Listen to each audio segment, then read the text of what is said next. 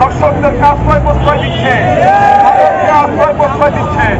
3 নম্বরের যে এলাকায় এই ধর্ষণ কাণ্ড হয়েছে, আমি এখানে স্পষ্ট বলতে চাই, ওই এলাকা মাদকের 1 নম্বর এলাকা। সুতরাং মাদককে, জুয়াকে যতক্ষণ পর্যন্ত ওই এলাকার থেকে নিষিদ্ধ না করা যাবে, ততক্ষণ পর্যন্ত ধর্ষণ ঠেকানো সম্ভব নয়। আমরা স্পষ্ট বলতে চাই, আমাদের ছোট বোন তার যদি কোনো ক্ষতি হয়, যদি এই রাষ্ট্র তার উন্নত চিকিৎসার ব্যবস্থা না করতে পারে, তাহলে সরকারকে তার জবাব দিতে হবে।